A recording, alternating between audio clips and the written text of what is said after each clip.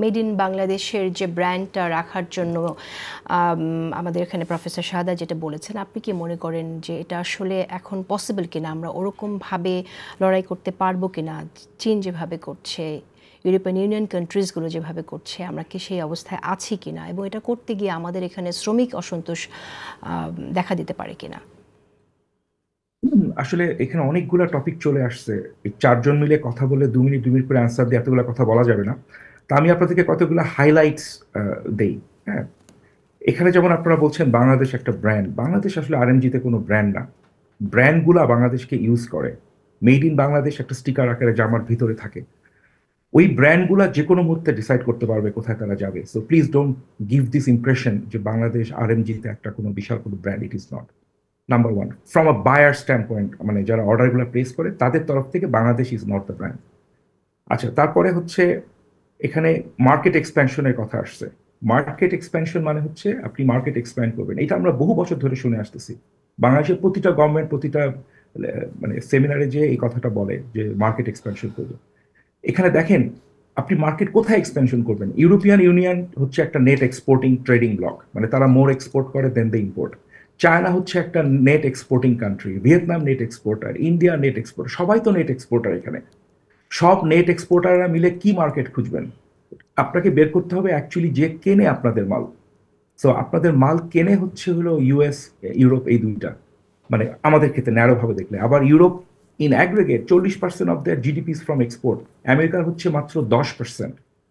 চায়নার হচ্ছে 30-34% হচ্ছে এক্সপোর্ট থেকে চায়না আমদানি করে। ভিয়েতনাম মনে হয় almost, I forgot the number, very high number এক্সপোর্টে। তো এই মার্কেটে যারা নেট এক্সপোর্টার তাদেরকে আপনি আপনার এক্সপোর্ট দিতে পারবেন না। এটা হচ্ছে নাম্বার একটা, একটা খুব ইম্পর্টেন্ট জিনিস যখন আমরা মার্কেট এক্সপেনশনের কথা বলি। আরেকটা কথা বাংলাদেশিরা প্রায় বলে যে ইউএস ছাড়া আরেক জায়গায় যাব। ইউএস হচ্ছে বাংলাদেশের number one single country export destination. Single country, Europe কিন্তু একটা ব্লক, কিন্তু ইউএস হচ্ছে number one trading country, single country, মানে একটা দেশ হিসাবে এক্সপোর্ট ডেস্টিনেশন। ইউরোপ হচ্ছে, আমেরিকা হচ্ছে এখন বাংলাদেশের প্রথম রেমিটেন্স ডেস্টিনেশন। মধ্যপ্রাচ্য থেকে এখন আর বাংলাদেশের সর্বোচ্চ রেমিটেন্স আসে না, আসে ইউএস থেকে। So US has tremendous leverage to to spoil this things, আমাদের রেমিটেন্স এবং আমাদের এক্সপোর্ট। এটা মনে রাখতে হবে আমাদেরকে। আরেকটা পয়েন্টে যাই, এইটা বোধহয় গত পরশু দিনের ডেভেলপমেন্ট। রেটিং এজেন্সি যারা, তারা বাংলাদেশের ব্যাংকগুলোকে ডাউনগ্রেড করতে বলছে। বাংলাদেশের ব্যাংকগুলো অলরেডি B3 নেগেটিভ রেটিং, তারা সেটাকে আরো ডাউনগ্রেড করতে বলছে because of this trade war. এটা দেখবেন, আপনারা গুগল করলে পাবেন। তো এটা একটা ফ্যাক্টর। একটু ফিলোসফিক্যালি বলি, মাঝে মাঝে একটা কথা বলা হয় না যে কোনো কোনো সময় 10 বছর ধরে কিচ্ছু হয় না, তারপর মাত্র 10 দিনেই 10 বছর হয়ে যায়। আমরা এরকম একটা মোমেন্ট দিয়ে যাচ্ছি এখন। This is like the 9/11 of global trade. আপনারা যেই ক্লাইমেটে ঢুকছেন এখন আমরা সবাই কালেকটিভলি, এখানে আসলে ওভার সিম্পলিফিকেশনের কিছু নাই। It is a simple problem. Donald Trump যে ইকুয়েশনটা ইউজ করছে সেটা হচ্ছে trade imbalance divided by total import. Very simple equation, এটার কোনো চালাকি সলিউশন নাই। এটার একমাত্র সলিউশন হচ্ছে হয় আপনি আমেরিকার মার্কেট বাদ দিয়ে দিবেন যে আর এক্সপোর্ট করবেন না, অর এই imbalance divided by total import, এই ইকুয়েশনে আপনাকে ইমব্যালেন্স কমাইতে হবে। এটা আসলে খুব সিম্পল সলিউশন। এবং আপনি যদি ইউনুস সাহেবের চিঠিটা দেখেন, ডোনাল্ড ট্রাম্প উনি যেটা লিখছেন, যেটা আপনারা এখনো পাবলিকলি দেন নাই, ওই চিঠিতে কিন্তু উনি বারবার করে বলছেন যে আমরা এলএনজি আমদানি করব। উনি তো বলে দিচ্ছেন, উনি তো বলেন নাই যে প্রাইভেট সেক্টর করবে, উনি নিজেই বলে দিচ্ছেন চিঠিতে আমরা এলএনজি আমদানি করব। উনি তুলার কথা বলছেন, সোয়াবিনের কথা বলছেন, হুইটের কথা বলছেন, এবং উনি এটাও বলছেন যে আমরা প্রথম কান্ট্রি যারা তোমাদেরকে অফার দিছে এগুলা কেনার কথা। উনি এইসব কথা কিন্তু চিঠিতেই লিখছেন। তো উনি অ্যাকচুয়ালি সিম্পল সলিউশনে গেছেন, কিন্তু লাস্টে এসে বলছেন আমাদেরকে 3 মাসের জন্য এটা ক্যান্সেল করো। ইউএস তো সেটা করে নাই।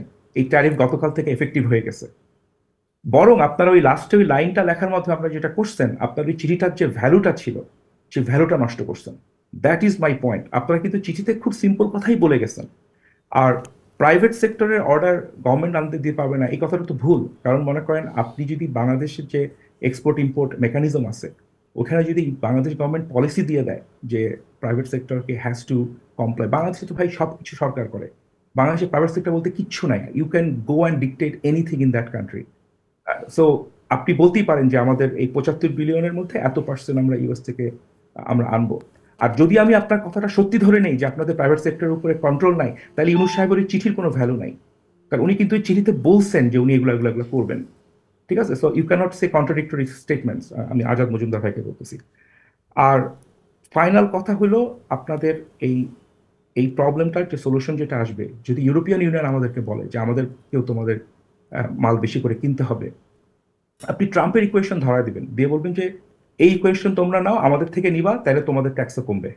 It's a very simple solution. We are actually আচ্ছা গোয়িং ইনটু শাফকাত, আমি একটি প্রশ্ন করতে চাই। আপনার কি মনে হয় যে এই যে চিঠিটি আমাদের এখান থেকে পাঠানো হয়েছে প্রধান উপদেষ্টা দপ্তর থেকে, যেটি গেছে ট্রাম্প অ্যাডমিনিস্ট্রেশনে, do you think there is a chance যে আমরা কোনো পজিটিভ কোনো রেসপন্স তাদের কাছ থেকে পেতে পারি?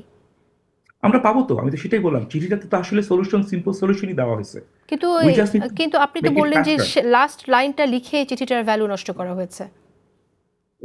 এক্স্যাক্টলি সেই চিঠিটার ভ্যালু নষ্ট করা হয়েছে। আপনি কালকে আরেকবার বলেন যে আমাদের ডান, আমরা ডিসাইড করে ফেলছি এই 5টা জিনিস কিনবো, পরশুদিন আপনি এটা রেজাল্ট পাবেন।